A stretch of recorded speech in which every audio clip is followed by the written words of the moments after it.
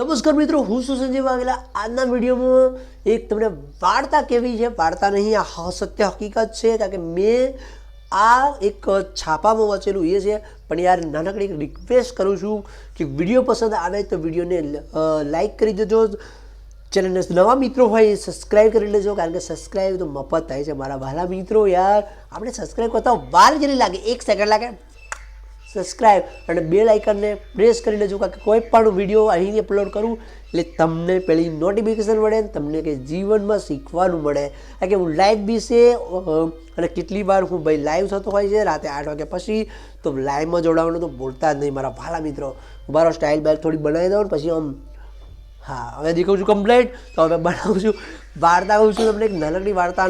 સત્ય વાર્તા નથી, આ સત્ય હકીકત છે, કોઠા સુધની વાત છે। ભલે આપણે ભણેલા નથી, અમુક લોકો ભણેલા નથી હોતા, એમનામાં કેવી બુદ્ધિ હોય છે એ। અને જો ભાઈ તમે ભણ્યા ના હોય, થોડું ઘણું ભણ્યા હોય, 12 પાસ હોય, 10 પાસ હોય, તો મારી વિડીયોની અંદર એક કમેન્ટ લખી દેજો, ભાઈ હું ઓછું ભણેલો છું પણ મને આવી એવી બુદ્ધિ છે, આનો અનુભવ છે, એક કમેન્ટ કરી દેજો। કમેન્ટો કરવાનું ભૂલતા નહીં, કમેન્ટો ચાલુ રાખો યાર, કમેન્ટોથી આપણો વિડીયો આગળ જતો હોય છે। તો મિત્રો આજની વાર્તામાં એવું છે કે જો મિત્રો એક ગામડું છે, એ ગામડામાં રિવાજ પ્રમાણે રિવાજ છે, કોઠા સુધની વાત કરું છું, જે ભણેલા ઓછું ગામડામાં જે લોકો હોય છે એમના વિશે આજે વાત કરવાની છે કે ગામડાના ઓછું ભણેલા આટલા બધા બુદ્ધિવાળા હોય યાર, તમે વિચારમાં નહીં કરો એટલા બધા બુદ્ધિવાળા યાર। તો બીજા વાર્તાની અંદર એક ગામડું છે, નાનું ગામડું, એકદમ લોકલ ગામડું, જે જગ્યાએ ગામડું તો તમને ખબર થશે, લોકલ રસ્તા હોય, કેવી શેરીઓ હોય, મસ્ત એને મજા, એક શુદ્ધ વાતાવરણ હોય, એકદમ શાંત વાતાવરણ હોય, અને એક મસ્ત મસ્ત વૃક્ષો હોય ને કેટલું મસ્ત અને કિલકિલાટ હોય, પક્ષીઓ બોલતા હોય, કેટલું મસ્ત ગામડાનું વાતાવરણ હોય મિત્રો। તો એની અંદર આ લોકોની બુદ્ધિ કેટલી મસ્ત હોય છે, ભણે ઓછું ભણેલા હોય છે મિત્રો ગામડાના લોકો, પણ એમના બુદ્ધિ, અનુભવ, આવડત બહુ હોય છે મિત્રો। હું પણ પોતે ગામડાનો છું અને હું તમને કહું છું આ ખરેખર આ સત્ય હકીકત છે। તો એક ગામડાનો માણસ એક મજૂરી કામ કરતો હોય છે, મજૂરી કામ કરતો હોય છે, એટલે એ જગ્યાએ એના શેઠ કે એના જે આપણે જે આખું બિલ્ડિંગનો જે બિલ્ડર હોય કે ગમે તે જે કોન્ટ્રાક્ટર હોય કે એ શેઠ એ જોડે એક અમાસનો દિવસ હોય છે અને આ લોકો પૈસા લેવા ગયા હોય છે એ લોકો જોડે, એમની જોડે તે ઘડી એ શેઠ અમાસના રજા હોવાના કારણે પેલા પૈસા લેવા હોય એટલે એક ભાઈ હોય છે ગામડાનો, એની જોડે શેઠ બેસે છે, થોડી વાર બેઠા હોય છે બે જણ, એટલે બે જણ વાતો કરતા હોય છે। તો પેલી શેઠને કહે છે કે શેઠ અમારા ગામડામાં કેવું હોય ખબર છે તમને? શેઠ કે બોલો કેવું હોય? શેઠને 5 ચણવાની વિશ્વાસ લાગે ગામડાઓ, અને લોકો ગામડાના ખરેખર બહુ મોજીલા હોય છે મિત્રો।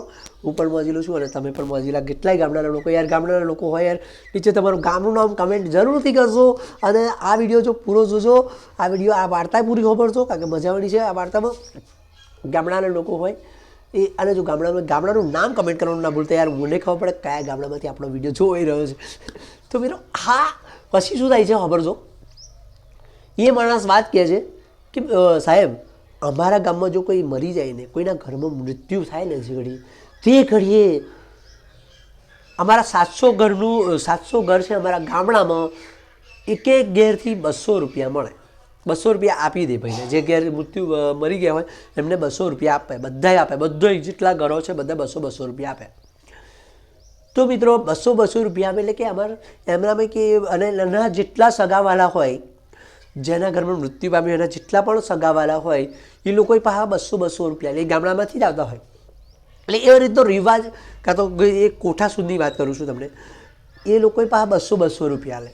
તો જેના ઘરમાં મૃત્યુ થયું હોય એને લગભગ 1.5 થી 2 લાખ રૂપિયા ભેગા થઈ જાય, એટલે બચારાને જેના ઘરમાં જે મોટી જે આફત આવી પડી છે એ જે કમાતો, કદાચ કોઈના ઘરમાં એવું પણ મળતું હોય જે કમાતો હોય એના એ જ ભાઈનું કહેતો એ ભાઈ કદાચ એક્સપાયર થઈ ગયું હોય કે તો એવું પણ મળતું હોય છે, કોઈ ભારે માણસ હોય, કોઈ આવડતવાળા માણસ એ એક્સપાયર થઈ ગયો હોય તો એવું મળતું હોય છે મિત્રો।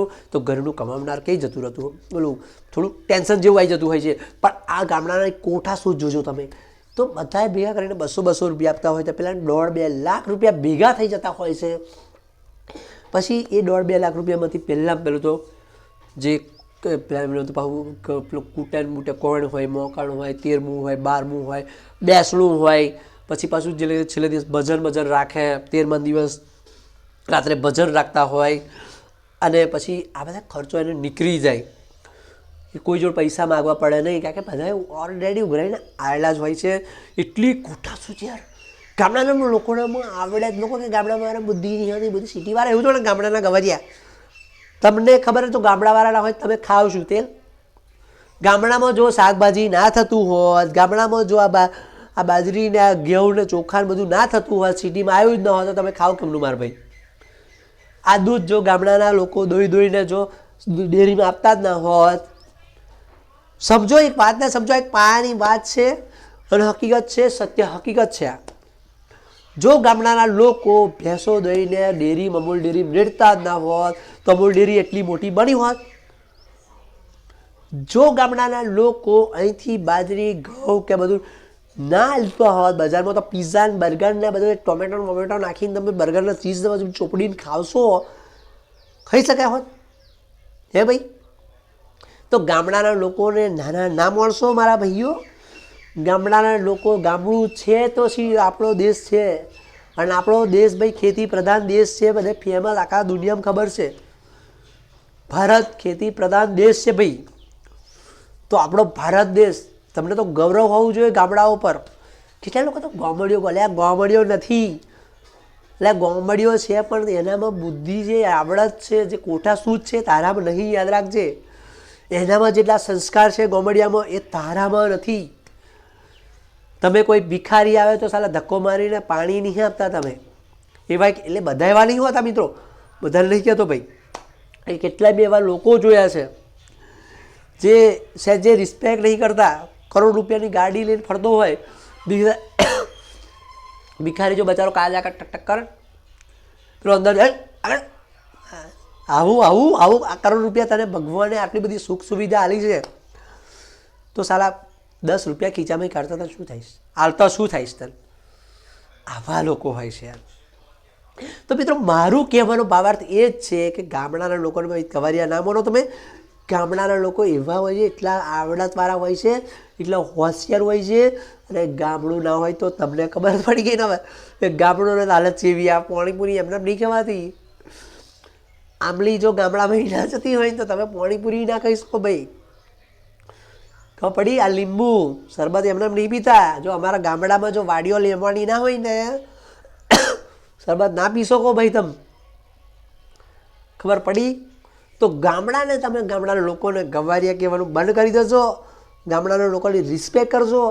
ગામડાના લોકો, અને જો બીજું વાત કહી દઉં, જે ગરીબ લોકો હોય છે ને એ ગામડાના લોકો અમારા ઈમાનદાર હોય છે. ચોખ્ખું જ કહી દઉં તમને, એટલા ઈમાનદાર હોય છે ને હાથ નહીં. ભલે ખોટ જાય ને, અમારા મેથી વાપરતા એવો નહીં, શિયાળામાં એવું મેથી લસણ બધું કર્યું, લસણનો ભાવ જે ઘડી બચારા ખેડૂતો લેવા ગયા તે ઘડી આસમાન હતો, જે ઘડી લસણ આ લીલું થયું હોય આગળ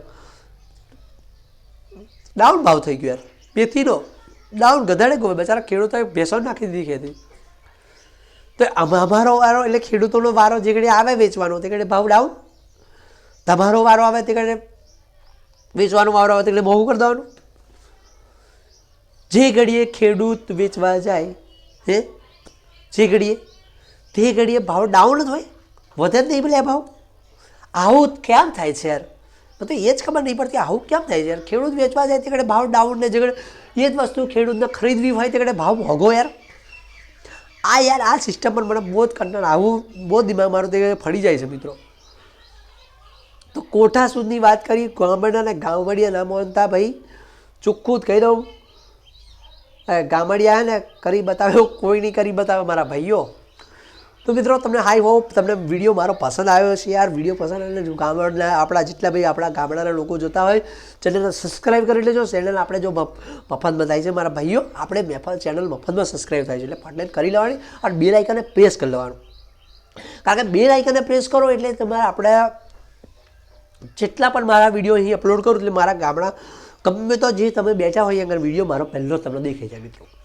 અને હા, જો જિંદગી વિશે કંઈ પણ પ્રોબ્લેમ હોય, કાં તો લાઈફમાં કંઈ પણ ખટપટ થતી હોય, કાં તો કોઈ પણ એવું લપણ સપણ થતું હોય, કાં તો કોઈ પણ તમને કંઈ જાણવાની ઈચ્છા હોય જિંદગી લાઈફ વિશે, તો હું રાત્રે 8 વાગ્યા પછી લાઈવ થઉં છું, તો મારા લાઈવમાં તમે જોડાઈ શકો છો મિત્રો, અને મને કમેન્ટ કરી શકો છો, લાઈવમાં વાત કરી શકો છો મારી સાથે, મને પૂછી શકો છો નીચે લખીને, કારણ કે હું તેનો જવાબ તમને આપી દઈશ લાઈવની અંદર.